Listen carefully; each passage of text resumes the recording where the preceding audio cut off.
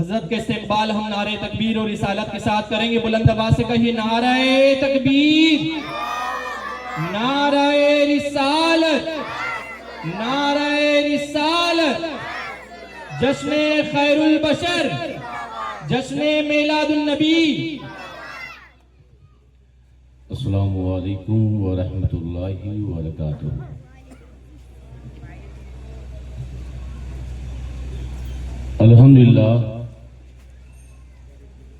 الحمدللہ رب العالمین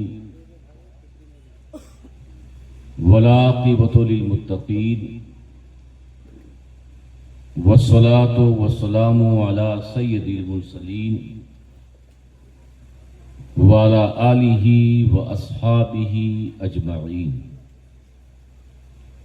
اما بعد، فاعوذ باللہ من الشیطان الرجیم. بسم اللہ الرحمن الرحیم. انا ارسلناک شاہدا ومبشرا ونذیرا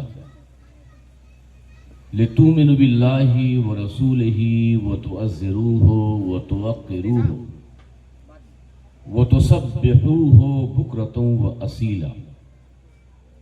صدق اللہ المولانا العظیم وصدق رسولہ النبی الکریم ونحن علی ذلک لمن الشاہدین والشاکرین والحمد للہ رب العالمین.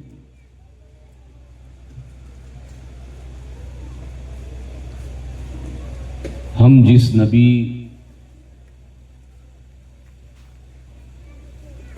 کی میلاد کی محفل میں،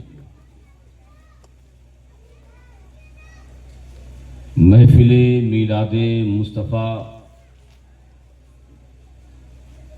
کا انعقاد کیے ہوئے ہیں، یہ 1500 سالانہ 15 صدی گزر گئی، اور آج اس جانے جانا رسول ہاشمی صلی اللہ علیہ وسلم کی میلاد منانے کا موقع ہمیں مل رہا ہے. قابل مبارکباد ہیں یہاں کے نوجوان کہ حضرت علامہ مولانا مفتی تنویر سعدی اشرفی کی قیادت میں یہ 12 روزہ سیرت خیر البشر کے عنوان سے اپنے آقا و مولا کی بارگاہ میں خراج عقیدت پیش کر رہے ہیں. اللہ تبارک تعالیٰ کی بارگاہ میں یہ دعا ہے، جن لوگوں نے اس محفل کے اہتمام میں کوششیں کی، ساتھ رہے، ساتھ دیا، اللہ تبارک تعالیٰ ان کے دل کو، ان کے گھر کو روشن فرما دے. مجھے نہیں معلوم تھا کہ حبیب نگر والے آمین بولنے میں بھی کنجوس ہیں. بول دیجئے آمین. آمین. اور بلند آواز سے بول دیجئے. کچھ لوگ توہین سمجھتے ہیں بولنا،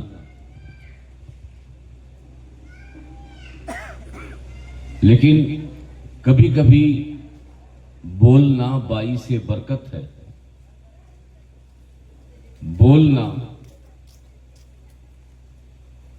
اگر اس محبوب کی بارگاہ میں قبول ہو گیا تو وہ بولنا یقیناً ہمارا بولنا ہوگا. اس لیے آپ خاموش نہ رہیں. بہت لمبا چوڑا خطاب نہیں کروں گا. ہاں، جتنی دیر گفتگو کروں گا اس میں گزارش ہے کہ آپ کی پوری توجہ ہو، تاکہ جو بات میں کہہ رہا ہوں وہ صرف ہواؤں میں گردش نہ کرے، بلکہ اسے سنے بھی اور اس پر عمل کرنے کی کوشش کرے. اس لیے کہ حضور صلی اللہ تعالی وسلم کے تعلق سے ہم محفلوں کے اعتبار سے دو طرح کی جماعت دیکھتے ہیں. ایک جماعت کا زور حضور کی ذات پر ہوتا ہے اور ایک جماعت کا زور صرف حضور کی تعلیمات پر ہوتا ہے. حالانکہ حضور کی ذات بھی پیش نظر ہو، عشق، محبت اور نسبت کے حوالے سے، اور اس عشق اور محبت کے ساتھ ساتھ حضور کی تعلیمات اور حضور کی سیرت پاک بھی پیش نظر ہے. آج ہم اس مقدس محفل میں اس ذات کی شان اور اس کا مقام بھی سمجھیں گے اور اس ذات کی سیرت کو بھی سمجھنے کی کوشش کریں گے. ایک بار محبت کے ساتھ درود پاک پڑھ لیں. صلو علیہ صلاۃ و سلام علیک یا رسول اللہ صلی اللہ تعالی علیہ وسلم. آپ کی پوری توجہ ہے. جی دیکھیے میں تقریر کرتا ہوں تو بولا کرتے، ہاں نہیں تو بول سکتے ہیں. آپ کی توجہ ہے جی.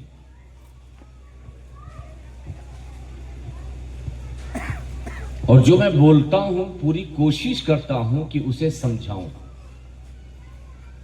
بات کتنی ہی سخت ہو، بات کتنی ہی باریک ہو، لیکن کوشش یہ ہوتی ہے کہ اس باریک بات کو بھی آسان لب و لہجے میں آپ کو سمجھا کے گزر جاؤں. اس کے لیے ضروری ہے آپ کی توجہ، آپ کا بولنا اور آپ کا ساتھ دینا. ہم جب گفتگو کرتے ہیں تو ہمارے گفتگو کرنے کا انداز دو طریقے سے. جب ہم بات کرتے ہیں، جب ہم کسی شے کو اپنی طرف نسبت دیتے ہیں تو اس وقت ہم اردو زبان میں یا تو لفظ میں کا استعمال کرتے ہیں یا تو لفظ ہم کا استعمال کرتے ہیں. دو ہی ورڈ ہیں، ایک ہے میں اور دوسرا کیا ہے؟ بول تو دیجئے. ہم. میں نے کھانا کھایا یا ہم نے کھانا کھایا، میں بازار گیا یا ہم بازار گئے، میں نے سیرت رسول اکرم کی محفل میں شرکت کی یا ہم نے شرکت کی. یہی دو لفظ ہیں سمجھنے کے لیے. جب کوئی عمل ہوتا ہے، جب کوئی فعل ہوتا ہے اور اپنی طرف نسبت دیتے ہوئے واحد تکلم کے صیغے کے ساتھ یا جمع متکلم کے صیغے کے ساتھ ہم بات کرتے ہیں. میں نے کیا یا ہم نے کیا. اس دو کے علاوہ تیسرا جملہ آپ کے پاس نہیں ہے. جب آپ خطاب کرتے ہیں اپنی طرف نسبت کرتے ہوئے یا تو لفظ میں کے ذریعے یا تو لفظ ہم کے ذریعے. اللہ بھی جب خطاب کرتا ہے اور کسی عمل کو اپنی طرف منسوب کرتا ہے یا تو وہ لفظ میں کے ذریعے یا تو لفظ ہم کے ذریعے. توجہ. یا تو وہ کہے گا ہم نے کیا، یا تو رب کہے گا میں نے کیا. ہمارے میں اور ہم میں کوئی فرق ہو یا نہ ہو، لیکن اللہ جب واحد کا صیغہ استعمال کرتا ہے اور جب جمع کا صیغہ استعمال کرتا ہے تو دونوں معنی میں فرق ہوتا ہے. جب اللہ میں کے ذریعے گفتگو کرتا ہے تو وہاں اللہ کا مقصود اپنی ذات کی بلندی، اپنی کبریائی، اپنی عظمت بتانا مقصود ہوتا ہے. انی انا اللہ رب العالمین، میں ہی اللہ ہوں جو سارے جہان کا پروردگار. یہاں پہ اللہ نے انا، میں اللہ ہوں، یہاں پہ جو اللہ نے میں کہا اپنے بندوں کو یہ بتانا چاہتا ہے کہ میں جب لفظ میں کا استعمال کرتا ہوں تو مقصود وحدانیت، مقصود ذات خداوندی کی طرف، اس کی بلندی، اس کی کبریائی کی طرف. لیکن جب اللہ لفظ ہم کا استعمال کرتا ہے تو اس کے لفظ ہم کے استعمال سے بزرگی، جلالت یہ مقصود ہوتی ہے. ابھی آپ نہیں سمجھیں گے، مجھے اتنا پتا ہے، لیکن میں سمجھا کے رہوں. علماء کہتے ہیں کہ اللہ چاہے میں کہے، چاہے ہم کہے، وہ ایک ہے، ایک رہے گا. چاہے ہم سے کہے، چاہے میں سے کہے، اس کی ذات تنہا ہے، تنہا رہے گی، کوئی فرق نہیں ہوتا. وہ اگر ہم کا استعمال کرتا ہے تب بھی وہ بزرگ ہے، میں کا استعمال کرتا ہے تب بھی بزرگ ہے. خدا اپنی بزرگی کے لیے، خدا اپنی توحید کے لیے، خدا اپنی یکتائی کے لیے نہ تو لفظ میں کا محتاج ہے، نہ لفظ ہم کا محتاج ہے. اب سوال یہ ہے کہ جب دونوں میں فرق نہیں تو اللہ لفظ ہم کا استعمال کیوں کرتا ہے؟ جبکہ وہ ایک ہے، جبکہ وہ تنہا ہے، جبکہ اس کے ساتھ کوئی ذات شریک نہیں ہے.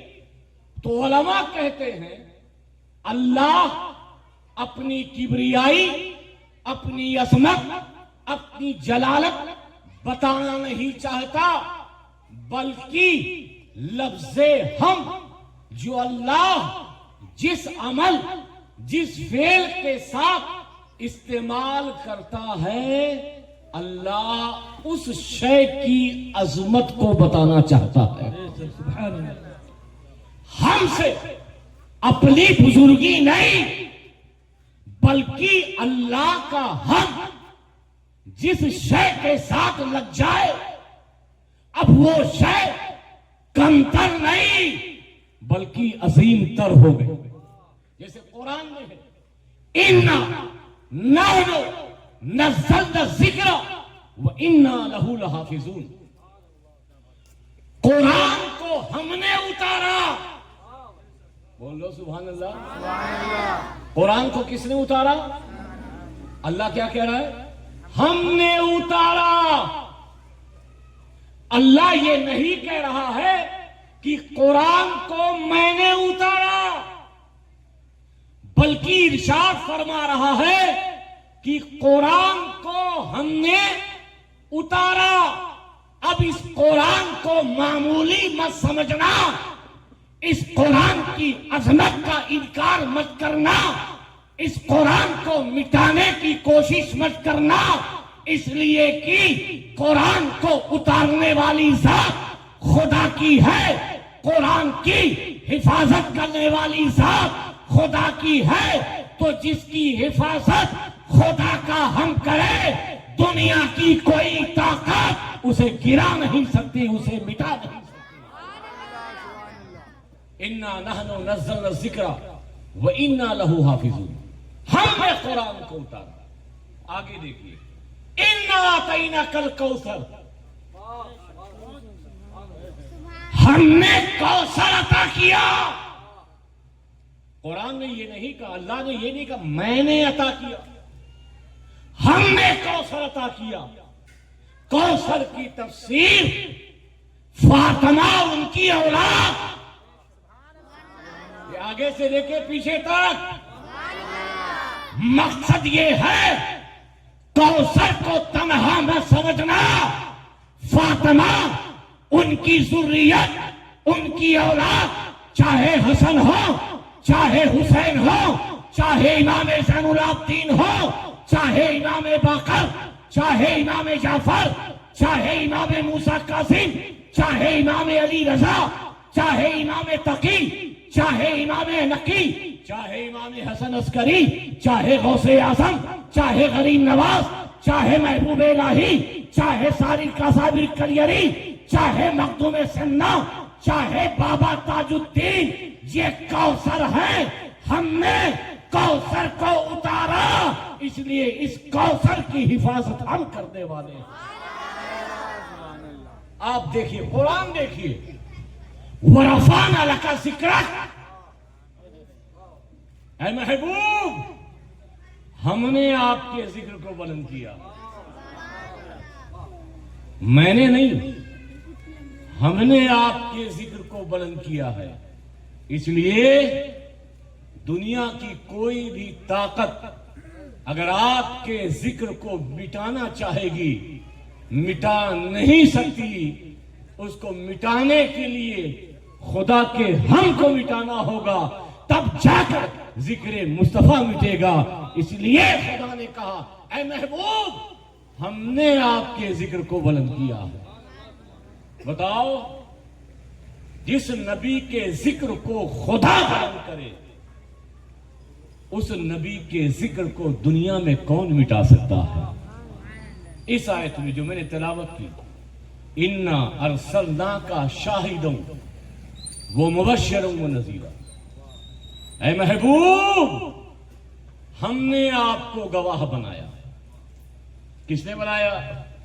ہم نے بنایا، میں نے نہیں بنایا، ہم نے بنایا، تاکہ حضور کی گواہی کی عظمت، حضور کی شان، حضور کا مقام، حضور کے درجات، حضور کے کمالات کا اندازہ دنیا لگا لے کہ حضور کی گواہی کسی دنیا دار نے نہیں دی ہے، بلکہ حضور کو گواہ اللہ تبارک تعالیٰ نے خود بنایا۔